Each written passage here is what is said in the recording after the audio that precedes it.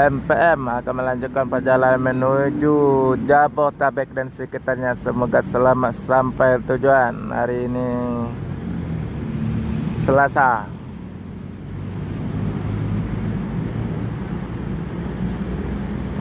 Bus kebanggaan orang Minang, MPM, naikilah perusahaan Minang.